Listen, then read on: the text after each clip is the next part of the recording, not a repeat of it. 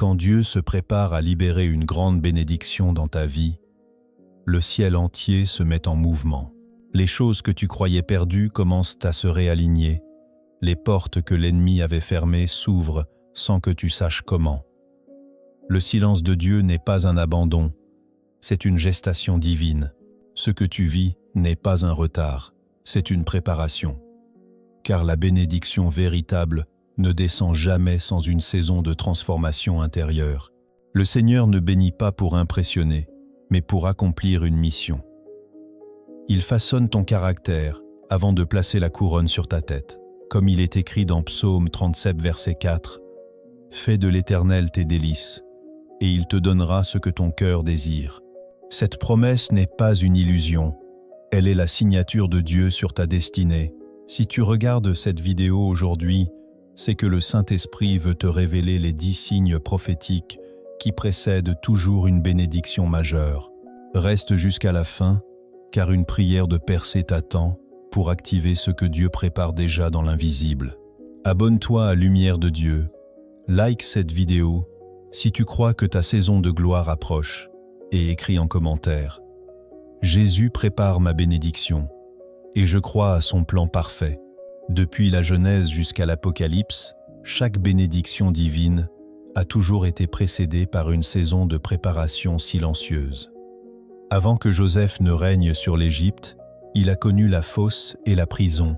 Avant que David ne porte la couronne, il a affronté le lion, l'ours et le rejet. Avant que Jésus-Christ n'entre dans sa gloire, il a traversé la croix. La bénédiction de Dieu ne tombe jamais au hasard. Elle s'accomplit dans le temps exact que le Père a déterminé. Comme il est écrit dans Ésaïe 60, verset 22, « Moi, l'Éternel, je hâterai ces choses en leur temps. » Cela signifie que même quand tout semble figé, Dieu orchestre en secret le moment parfait pour manifester sa promesse.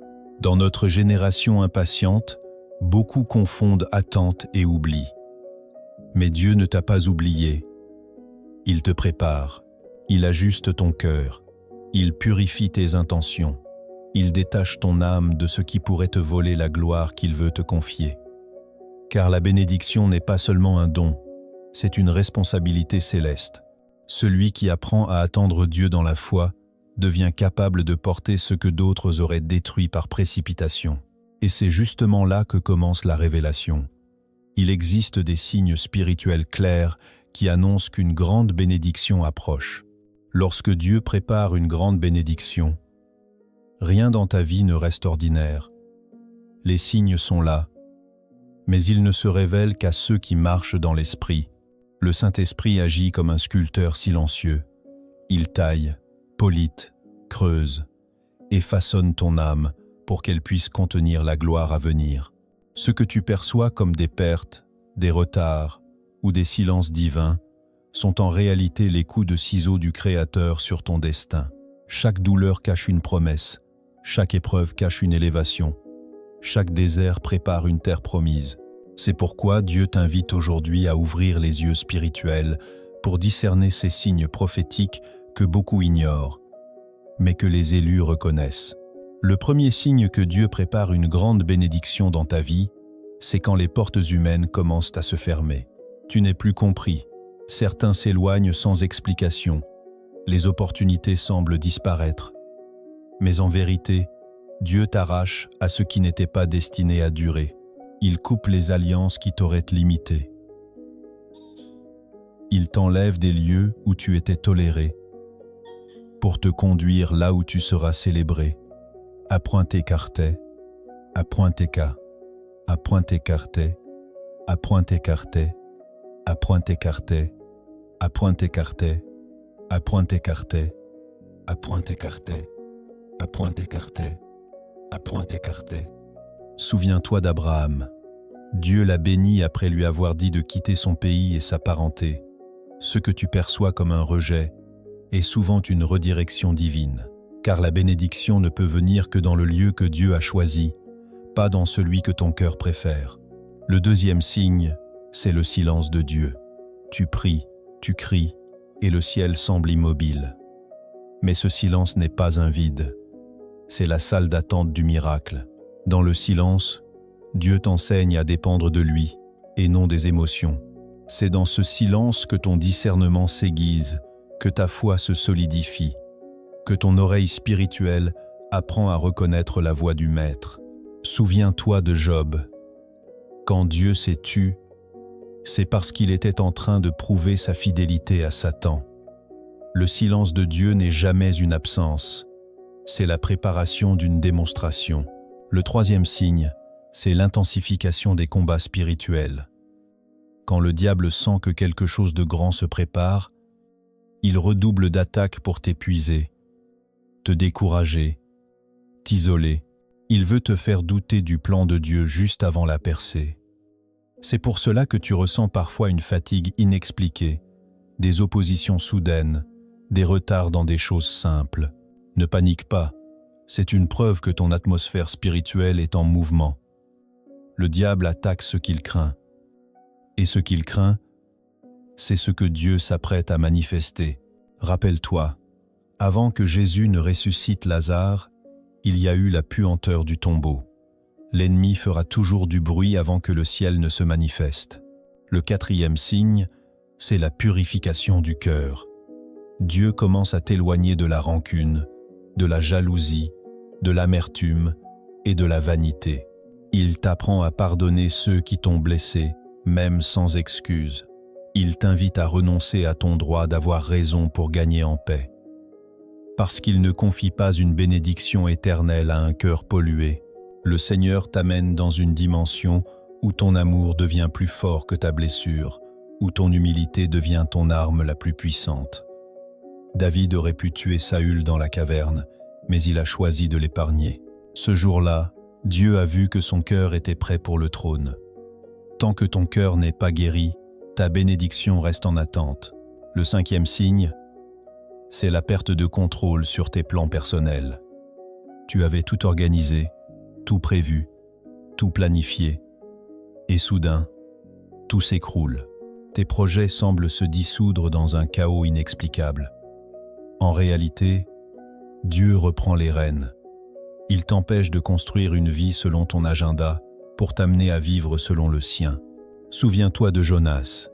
Il voulait aller à Tarsis, mais Dieu l'a conduit à Ninive, car sa bénédiction se trouvait dans son obéissance, pas dans son confort.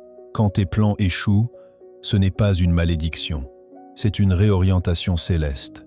Dieu ferme les chemins humains pour ouvrir les siens.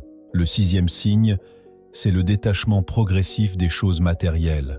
Le Saint-Esprit t'apprend à trouver ta joie non plus dans la possession, mais dans la présence. Tu ressens moins d'intérêt pour les apparences, pour les validations des autres. Tes désirs changent. Ce qui t'attirait hier te semble vide aujourd'hui. Tu découvres que ta vraie richesse, c'est la paix de Dieu. Ce détachement est une clé. Dieu retire les idoles pour t'installer dans la vraie abondance, car il ne veut pas te bénir avec quelque chose qui te détournerait de lui. Quand ton cœur apprend à se contenter de sa présence, il devient prêt à recevoir sans se corrompre. Le septième signe, c'est l'apparition d'une paix étrange au milieu du chaos. Tout s'agite autour de toi, mais ton esprit reste calme. Les autres s'affolent, mais tu sens une force intérieure qui te dit « Ne crains pas, Dieu est aux commandes ». Cette paix est surnaturelle, car elle ne dépend pas des circonstances. C'est le signe que ton âme est déjà alignée avec la volonté de Dieu. Comme il est écrit dans Philippiens 4, verset 7, « Et la paix de Dieu, qui surpasse toute intelligence, gardera vos cœurs et vos pensées en Jésus-Christ. » Quand tu ressens cette paix malgré la tempête, sache que la main de Dieu n'est pas loin. Le huitième signe, c'est la révélation progressive de ton appel. Dieu commence à te montrer pourquoi tu as traversé ce que tu as traversé. Les souffrances du passé prennent sens. Tes blessures deviennent des armes de témoignage. Tu comprends que rien n'était inutile. Chaque larme était une semence, chaque solitude un terrain de transformation. Moïse a fui l'Égypte brisée et vide, mais c'est dans le désert qu'il a reçu sa mission. Ce que tu croyais être une punition était une préparation. Si Dieu t'a isolé, c'est pour te confier une vision que la foule n'aurait pas comprises. Le 9e signe, c'est le retour de la faveur divine dans les petites choses. Les choses qui te résistaient commencent à céder. Des opportunités inattendues apparaissent. Les bonnes personnes reviennent dans ton chemin. Ce n'est pas de la chance. C'est la main de Dieu qui se remet à bouger. Il prépare l'environnement de ta bénédiction avant de te l'envoyer. Comme il est écrit dans Psaume 23, verset 5. « Tu dresses devant moi une table en face de mes adversaires. » Ce verset n'est pas poétique, il est prophétique. Dieu installe toujours la table avant d'y asseoir son enfant. Et enfin, le 10e signe, c'est la renaissance spirituelle. Tu te sens plus fort intérieurement, plus lucide, plus sensible à la voix du Saint-Esprit. Tu ressens un feu nouveau, une faim de prière, un désir profond de pureté. La bénédiction divine ne vient jamais seule. Elle est toujours précédée d'un réveil intérieur. Ce que Dieu fait en toi est bien plus important que ce qu'il fera autour de toi, car il élève toujours ton être avant d'élever ta situation. Ces 10 signes ne sont pas une théorie spirituelle. Ils sont des empreintes célestes dans la vie de ceux que Dieu a choisis pour manifester sa gloire. Si tu les reconnais dans ta propre vie, alors réjouis-toi, car cela signifie que ton temps approche. Le processus a peu être été douloureux, mais la promesse est certaine. Dieu n'a jamais commencé une œuvre sans la terminer. Ce que tu vis n'est pas une fin, c'est une naissance. Ce que tu perçois comme une crise est en réalité une contraction spirituelle. La bénédiction est sur le point de naître, car le Dieu qui a promis est fidèle.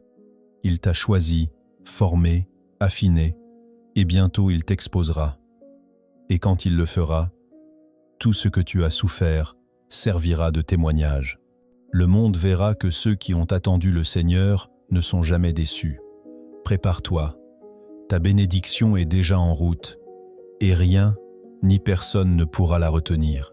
Quand Dieu prépare une grande bénédiction, il ne te donne pas seulement quelque chose, il fait de toi quelqu'un de nouveau. La transformation intérieure précède toujours la manifestation extérieure. Beaucoup veulent la bénédiction, mais refusent le processus. Pourtant, c'est ce processus, parfois douloureux, qui construit la maturité nécessaire pour porter ce que Dieu veut donner. Les signes que tu expérimentes ne sont pas des coïncidences, ce sont des marqueurs spirituels d'une œuvre divine en cours. Le Seigneur ne t'entraîne pas pour une petite victoire, mais pour un accomplissement qui aura un impact éternel. Chaque étape, chaque silence, chaque perte est une brique posée par sa main pour bâtir un temple plus fort à sa gloire. Quand Joseph a été trahi par ses frères, vendu, emprisonné, il n'a pas compris que tout cela n'était qu'un itinéraire vers le trône. Dieu ne le punissait pas, il le préparait à gérer une nation. Ce que tu appelles injustice, Dieu l'appelle préparation. Ce que tu qualifies de perte, Dieu l'appelle repositionnement. Et ce que tu vis comme un retard, Dieu l'appelle synchronisation céleste. Car sa bénédiction arrive toujours dans la plénitude du temps, jamais avant, jamais après. L'erreur de beaucoup, c'est de penser que la bénédiction se manifeste quand tout devient facile. En réalité, c'est souvent quand tout s'effondre que Dieu est le plus proche. L'obscurité qui t'entoure n'est pas le signe de son absence, mais la preuve qu'il te cache pour te révéler au moment fixé. La Bible dit dans Ésaïe 45, verset 3, « Je te donnerai des trésors cachés, des richesses enfouies, afin que tu saches que c'est moi, l'Éternel, qui t'appelle par ton nom. » Les plus grandes bénédictions ne se trouvent pas à la lumière du jour, mais dans les lieux secrets de la foi. Dieu cache ce qui est précieux. Il préserve ce qu'il a choisi. Il protège ce qu'il veut manifester au temps voulu. Si ta vie semble mise à part, c'est parce que tu es un trésor en gestation. Le Seigneur t'a placé dans le silence, non pour t'oublier, mais pour te construire dans le secret. Les bénédictions rapides sont souvent superficielles, mais celles qui viennent de Dieu portent un poids éternel de gloire. C'est pour cela que tu ne peux pas te comparer aux autres. Ne te décourage pas en voyant ceux qui avancent plus vite que toi. Leurs bénédictions sont peu, être visibles, mais la tienne sera durable. Dieu travaille en profondeur, et les œuvres profondes prennent du temps. Le processus que tu traverses est une école spirituelle. Dieu t'y enseigne la patience, la résilience, la dépendance et l'obéissance. Il te montre que la vraie bénédiction n'est pas ce que tu reçois, mais ce que tu deviens pendant que tu attends. Tu n'es pas en pause, tu es en construction. Tu n'es pas oublié, tu es observé. Tu n'es pas abandonné, tu es affiné. Le Seigneur veut que ta bénédiction te rapproche de lui, et non qu'elle t'éloigne. C'est pour cela qu'il te teste, avant de te bénir. Il veut voir si tu l'aimeras toujours quand tu n'auras rien, avant de te confier ce que tu demandes depuis des années. Il veut t'apprendre à rester fidèle dans la sécheresse pour te rendre capable de supporter la pluie, car la pluie qui bénit ceux qui sont enracinés noie ceux qui ne le sont pas. Voilà pourquoi Dieu retarde parfois la bénédiction. Il s'assure que tes racines sont solides. Si tu reçois trop tôt, ce qui devait t'élever risque de te détruire. Mais quand tu es prêt, ce que Dieu avait gardé en réserve descend sans effort. Tu n'as pas besoin de forcer la main de Dieu. Ce qu'il a prévu pour toi viendra te chercher au moment exact où ton cœur sera prêt à le porter. C'est la loi spirituelle de la maturité divine. Dans Galatée 6 verset 9, il est écrit « Ne nous lassons pas de faire le bien, car nous moissonnerons au temps convenable si nous ne nous relâchons pas. » Cette parole révèle un secret. La bénédiction n'appartient pas à ceux qui commencent, mais à ceux qui persévèrent. Chaque fois que tu résistes à l'épreuve sans céder au découragement, tu rapproches ta saison de récolte. Dieu observe la constance plus que les performances. Ce qu'il veut, ce n'est pas ta perfection, mais ta persévérance. Si tu refuses d'abandonner, le ciel finira par s'ouvrir. L'autre erreur fréquente, c'est de croire que la bénédiction divine se manifeste seulement par la prospérité matérielle. Pourtant, la bénédiction selon Dieu est d'abord spirituelle. Elle commence par la paix, la sagesse, la force intérieure. Car si ton âme n'est pas guérie, aucune richesse extérieure ne t'apportera la joie. Jésus a dit dans Matthieu 6 verset 33, « Cherchez premièrement le royaume et la justice de Dieu, et toutes ces choses vous seront données par-dessus. » La véritable bénédiction n'est pas de posséder beaucoup, mais de vivre en harmonie avec le ciel. Quand ton cœur cherche Dieu plus que ses dons, tu deviens un canal que rien ne peut tarir. Alors Dieu t'élève sans que tu le demandes. Il te comble sans que tu le réclames. Il te confie sans que tu aies à convaincre. Il sait que ton cœur restera à lui, même dans l'abondance. C'est pourquoi le chemin de la bénédiction est toujours pavé de renoncements. Dieu te demande d'abandonner ce que tu crois nécessaire pour te donner ce qui est éternel. Il t'apprend à lâcher prise, non pour te priver, mais pour t'aligner. Ce que tu perds aujourd'hui, prépare ce que tu recevras demain. Job a tout perdu, mais il a reçu le double parce qu'il n'a pas maudit Dieu dans sa souffrance. Le secret de la bénédiction, c'est la fidélité dans la vallée. Si tu restes fidèle quand tout s'écroule, tu deviendras inébranlable quand Dieu t'élèvera. Et c'est là la clé que beaucoup ignorent. La bénédiction de Dieu ne t'éloigne jamais de la croix. Plus il t'élève, plus il te rapproche de lui. Ceux qui veulent la gloire sans la communion échouent. Mais ceux qui cherchent la présence avant la récompense héritent de tout. Dieu ne cherche pas des serviteurs talentueux, mais des cœurs fidèles. C'est pourquoi il te prépare à aimer sans condition, à pardonner sans reconnaissance, à donner sans calcul. Il veut que ton cœur ressemble au sien, car sa bénédiction ne repose que sur ceux qui portent son image. Tu ne peux pas attirer le ciel si ton cœur reste terrestre. La véritable préparation, c'est la purification. Dieu ne change pas ton environnement avant de changer ton cœur. Et quand ton cœur devient pur, le ciel devient accessible. La pureté ouvre les portes que les efforts ne peuvent pas franchir. C'est pourquoi tu ressens parfois le besoin de t'isoler, de prier plus, de te recentrer. Ce n'est pas un hasard, c'est le Saint-Esprit qui t'appelle à la sanctification. Il t'éloigne du bruit pour que tu entendes la voix du ciel. Car avant de te bénir publiquement, Dieu te parle en secret. Et ceux qui écoutent sa voix dans le secret deviennent les témoins de ses œuvres en public. Souviens-toi, Jésus priait seul avant de faire des miracles en foule. C'est dans la solitude que se prépare la gloire. Plus le désert est long, plus la promesse est grande. Alors ne méprise pas la lenteur du processus, car elle cache la précision du plan de Dieu. Il ne fait jamais d'erreur. Il sait ce qu'il fait, même quand tu ne comprends rien. Tes larmes, tes prières, tes efforts ne sont pas perdus. Ils sont enregistrés au ciel, comme il est écrit dans Psaume 56, verset 9. « Tu as compté mes pas, tu as mis mes larmes dans ton outre. Ne sont-elles pas inscrites dans ton livre? Rien de ce que tu vis n'est inutile. Chaque prière prononcée, chaque acte de foi posé, chaque pardon accordé devient une semence spirituelle que Dieu arrosera en son temps. Et quand viendra ton heure, tu ne récolteras pas seulement ce que tu as demandé, mais bien plus encore, car Dieu récompense toujours au-delà de la mesure. Voilà pourquoi il est dit dans Éphésiens 3, verset 20, « À celui qui peut faire, par la puissance qui agit en nous, infiniment au-delà de tout ce que nous demandons ou pensons, à lui soit la gloire. La bénédiction que Dieu prépare pour toi dépassera tout ce que tu as imaginé. Elle effacera les blessures du passé, réécrira ton histoire et témoignera à ceux qui t'ont méprisé que Dieu t'avait simplement caché pour mieux te révéler. Ce n'est pas la fin de ton histoire, c'est le commencement de ta destinée. Dieu t'a mis de côté pour un temps, mais c'est pour te placer au centre de son plan.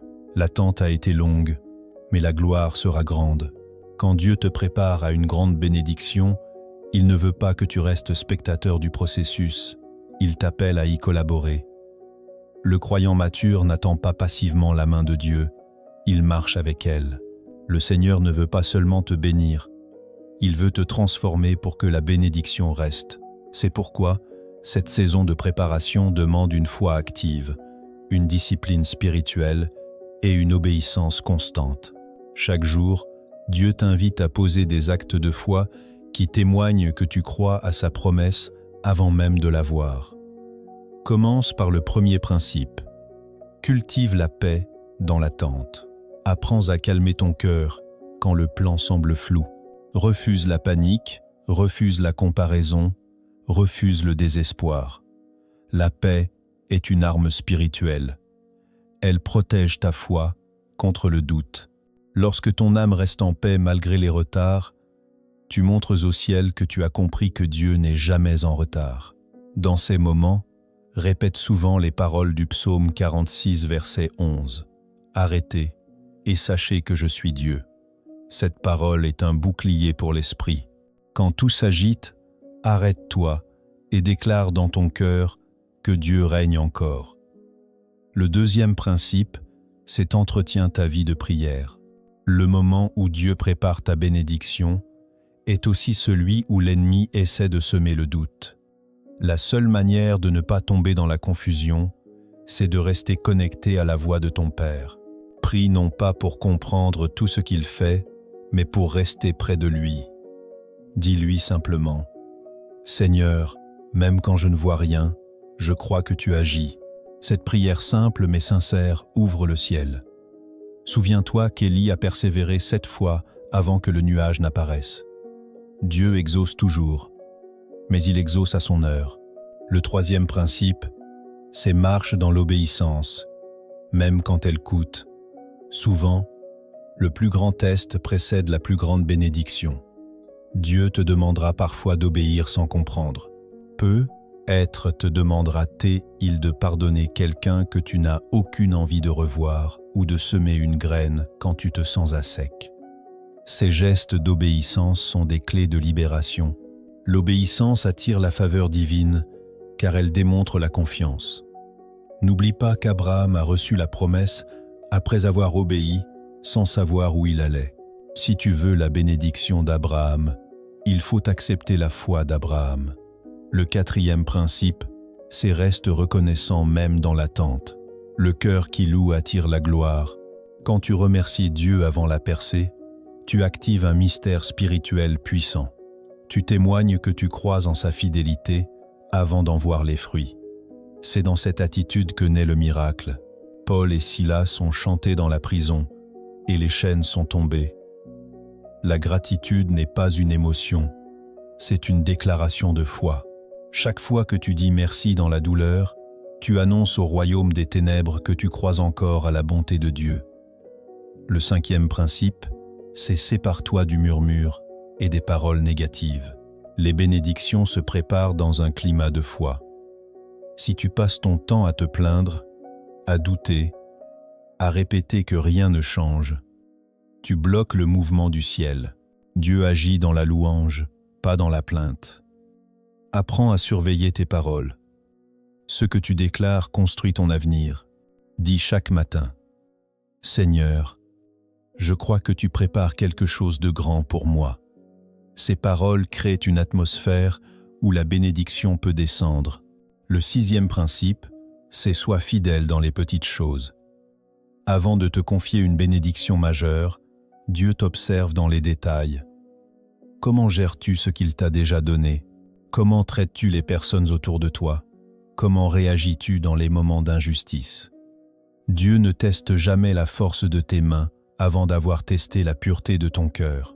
Si tu restes fidèle là où tu es, même sans reconnaissance, Dieu te placera là où il veut que tu sois.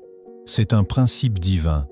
La fidélité invisible précède toujours la promotion visible. Le 7e principe, c'est n'arrête jamais de semer. Le monde spirituel fonctionne selon la loi de la semence. Ce que tu sèmes aujourd'hui reviendra en bénédiction demain. Sème ton temps, ton amour, ton service, ta prière, ta patience. Même quand tu ne vois pas les résultats, continue. Les semences enfouies sous la terre sont invisibles avant de fleurir. Dieu voit ce que les hommes ne voient pas. Ton obéissance secrète prépare des récoltes publiques. Le 8e principe, c'est pardonne sincèrement. Beaucoup de bénédictions sont bloquées parce que le cœur est alourdi par le ressentiment. Dieu ne peut remplir un vase plein d'amertume. Si tu veux qu'il te bénisse, vide-toi de tout ce qui t'empoisonne. Pardonner, ce n'est pas dire que l'autre a eu raison, c'est choisir de ne plus être prisonnier de ce qu'il t'a fait. Le pardon libère ton ciel. Jésus a dit sur la croix, « Père, pardonne-leur, car ils ne savent pas ce qu'ils font. » C'est cette phrase qui a ouvert le chemin du salut. Le 9e principe, c'est entretiens la foi par la parole de Dieu. Médite chaque jour un verset, même un seul, mais laisse-le s'ancrer en toi. La foi ne vient pas des émotions, mais de l'écoute de la parole. Quand tu lis la Bible, tu nourris ton esprit, tu renforces ton âme, tu stabilises ton cœur. Et c'est dans cet équilibre que la bénédiction peut s'installer durablement. Le 10e principe, c'est prépare-toi concrètement à recevoir. Beaucoup prient pour la bénédiction, mais vivent comme si elle n'allait jamais arriver. Si tu crois que Dieu va te donner une maison, commence à te renseigner. Si tu crois qu'il va restaurer ta santé, commence à parler comme quelqu'un de guéri. Si tu crois qu'il va te bénir dans ton travail, travaille avec excellence dès maintenant. La foi véritable agit avant de voir. Préparer, c'est prophétiser par les actes. Dieu bénit les mains prêtes, pas les cœurs distraits. Et pendant que tu mets ces principes en pratique, laisse le Saint-Esprit transformer ton regard. Apprends à reconnaître la main de Dieu dans les détails, dans une rencontre, dans un silence, dans une prière exaucée autrement. Rien n'est anodin quand le ciel s'en mêle. Et surtout, n'oublie jamais, le plus grand signe que Dieu prépare une bénédiction, c'est que ton amour pour lui grandit au milieu de tout. Si malgré la douleur, tu continues à l'aimer, à prier, à espérer, c'est la preuve que le Saint-Esprit t'a rendu inébranlable. Tu n'attends plus une bénédiction pour croire, tu crois parce que tu es déjà béni d'avoir Dieu. Et quand ton cœur atteint ce point d'équilibre, le ciel se met en marche sans que tu aies à le supplier, car la foi pure attire ce que les efforts ne peuvent pas acheter. Le Seigneur t'invite aujourd'hui à déposer tout fardeau, à cesser de lutter contre son calendrier et à entrer dans la paix de celui qui sait que son Père ne ment jamais.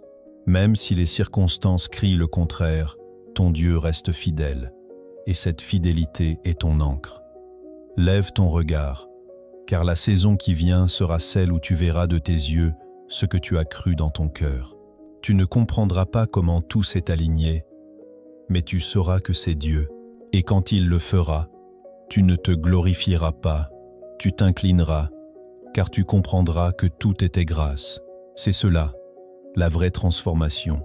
Passer de la peur à la confiance, du doute à la foi, de l'attente inquiète à la paix profonde. Et cette paix, nul ne pourra te la ravir, car elle sera le signe que tu es entré dans la dimension de ceux que Dieu bénit pour manifester sa gloire. Prépare-toi donc, car ce que tu as semé dans les larmes, tu le récolteras bientôt dans la joie. Le Seigneur t'a vu, il t'a entendu, et il s'apprête à agir. Ton cœur sera restauré, ta vie sera relevée, et ton témoignage deviendra une lumière pour d'autres. La bénédiction n'est plus une promesse lointaine. Elle est déjà en mouvement vers toi. Seigneur, nous arrivons à la fin de cette parole, mais ton œuvre, elle, ne fait que commencer. Tu as parlé à ton enfant à travers ces 10 signes. Tu lui as rappelé que le silence n'est pas un abandon, mais une préparation. Merci, Père, pour ta fidélité inébranlable, pour ta sagesse parfaite, pour ta main invisible qui agit même quand nos yeux ne voient rien. Merci pour les portes que tu as fermées, pour les détours que tu as permis, pour les larmes que tu as transformées en semences de gloire. Seigneur, nous reconnaissons que tout ce que tu fais est bon, même quand cela dépasse notre compréhension. Aujourd'hui, nous déposons nos fardeaux à tes pieds, nous te donnons nos plans, nos attentes, nos inquiétudes. Nous choisissons de te faire confiance, même dans l'invisible, car nous savons que tu prépares quelque chose de grand, comme il est écrit dans Jérémie 29, verset 11. « Car je connais les projets que j'ai formés sur vous, dit l'Éternel, projets de paix et non de malheur, afin de vous donner un avenir et de l'espérance. Seigneur, fais descendre sur ton enfant la paix qui surpasse toute intelligence. Donne-lui la force de persévérer, la sagesse de discerner et la foi de ne jamais douter. Que sa saison de préparation devienne une saison de révélation. Que ce qui était brisé soit restauré, que ce qui était fermé s'ouvre, que ce qui semblait perdu renaisse sous ta puissance. Père, au nom de Jésus-Christ, nous déclarons que les bénédictions cachées dans les lieux célestes commencent maintenant à se manifester. Que toute opposition spirituelle tombe, que toute peur se change en assurance, que tout désert se transforme en terre fertile, et que la paix de Dieu, la joie du Saint-Esprit et la puissance du Christ reposent sur celui ou celle qui entend ces paroles. Seigneur, fais de ton enfant un témoin vivant de ta fidélité, que sa vie témoigne que ceux qui t'attendent ne sont jamais déçus. Nous t'adorons, nous te bénissons et nous te rendons toute la gloire. Au nom de Jésus-Christ, Amen. Si cette prière a touché ton cœur, si tu as senti Jésus venir apaiser tes blessures les plus profondes, alors ne garde pas ce moment sacré pour toi seul. Abonne-toi maintenant à cette chaîne Lumière de Dieu pour recevoir chaque matin une prière inspirée, une parole de guérison, un souffle nouveau pour ton âme. Like cette vidéo si elle t'a apporté la paix, pour qu'elle puisse atteindre d'autres cœurs brisés et d'autres âmes à restaurer. Écris en commentaire « Jésus prépare ma bénédiction et je crois à son plan parfait ». Cela scelle ta foi et encourage d'autres à croire pour leur propre restauration. Et surtout, partage cette prière sur WhatsApp à tous ceux que tu aimes. Comprends bien, partager ce message, c'est accomplir une mission divine. Car chaque fois que cette vidéo se répand, le diable perd du terrain, les chaînes tombent et Jésus-Christ triomphe encore. Tu es un instrument entre les mains de Dieu et ton partage peut sauver une âme, restaurer une famille, ouvrir un ciel fermé. À demain matin pour une nouvelle prière puissante dans la paix et la grâce de Jésus-Christ.